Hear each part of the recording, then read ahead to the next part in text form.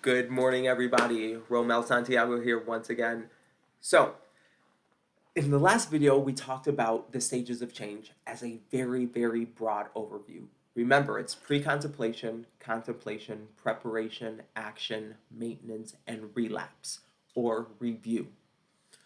Again, we're not getting into the politics about stages of change and relapse being a stage or not. But for the sake of these videos, I'm going to encourage you, anytime you hear me reference the stage of change of relapse, I want us to remember that that is going to be review. And again, we can relapse or review at any state, in between any stage, right? So in order for pre-contemplation to take place, we're always at pre-contemplation, right? We don't know what we don't know. We don't want to change what we don't know we want to change.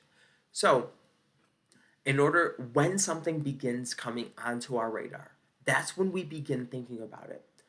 So, for the smokers out there, think about how often you pick up a nicotine package or anything that contains nicotine, whether it's a cigarette, cigar, vape, chew, hookah, what have you. All of those nicotine products have a label. It says this product contains nicotine. Nicotine is a highly addictive substance. Nicotine causes cancer. Nicotine this, nicotine that, smoking that, right? If you're pregnant, you shouldn't smoke. Smoking increases blah, blah, blah, blah, blah, right? So the more often we see these particular labels, the more it brings to the forefront, to our conscious awareness that maybe this isn't the best decision. If you're not a smoker and you've drank alcohol or alcoholic products before, same thing applies, right? On most alcohol products, you will see a label. If you hear some of those commercials on the radio or TV or in the ads in social media, will oftentimes hear or see some of those warnings. Overconsumption of alcohol is blah, blah, blah, blah, blah, right? So all of these are really aimed at bringing more attention to this particular action, to this particular behavior, and questioning or not if we want to modify this at all. Once we move out of pre-contemplation, then we're in contemplation, and this is where most of the change behaviors really fall, right? We oftentimes can be in pre-contemplation anywhere from a day unto the rest of our lives, right? In order to move from pre-contemplation to contemplation, all we need is a small level of pain. That's it. We just need to hit a certain pain threshold. I can't tell you what your pain threshold is, only you get to identify that, right?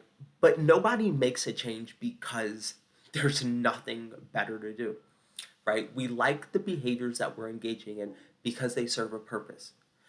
But in order to change any behavior, we have to hit a level of pain, right? Sometimes that pain is just seeing a label. Sometimes that pain is hearing a commercial. Sometimes that pain is seeing that one of our loved ones is struggling with a particular topic, right? Maybe that pain is wanting to not being able to fit into, let's say, a wedding dress and the date is fast approaching, or not being able to fit into a bathing suit, or not enjoying or appreciating or accepting our bodies for how they currently look.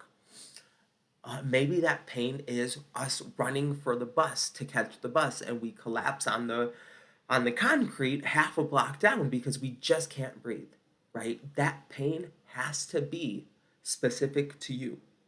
Because what's going to change, what the level of pain that I need in order to change any behavior is entirely contingent on who I am as a person. It has nothing to do with you. Your pain and my pain are not going to be the same. But in order to move from pre-contemplation to contemplation, we don't need that much pain. We just need a hint of pain. But in order to move from contemplation to preparation, this is where a lot of that force, this is where the initial force comes in. In order to move from contemplation to preparation, we have to have a higher level of pain. We have to reach a higher pain threshold. Why? Because human beings do not want to change unless there's a reason. Who goes to therapy because everything in their life is amazing? Think about this for anybody in the 12 steps. Who the hell decides, I started drinking or doing drugs and my life got better, so I'm going to go to the 12 steps, or I'm going to seek a recovery program. I'm going to seek self-help because things are great. No. We change, we seek out solutions because we do not want to navigate that level of pain anymore. But seeking out solutions is as we navigate towards action. So, from pre contemplation to contemplation, we need a nudge. We need a hint of pain. From contemplation to preparation, we need a higher level of pain. And from preparation to action, we need a lot of fucking pain. This is, I am, I am completely and utterly fed up with the way that this particular behavior has been playing out. So, my other cat wants to join. She loves pain. So, yeah, she's into BDSM. So, in order to move from these particular stages of change, pre-contemplation to contemplation, contemplation to preparation, preparation to action, we need increased levels of pain. But we also need a couple other ingredients. But when we talk about action to maintenance, and this is what we're going to focus on in our next video, is what exactly are the ingredients that we need in order to maintain that particular action to keep us in the maintenance stage of change. And again, at any place, at any time, we can relapse or review.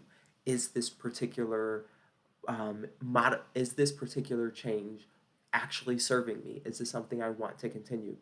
So, that being said, we do have to pause, but I hope you all have a wonderful, amazing rest of this beautiful day, and I will see you soon.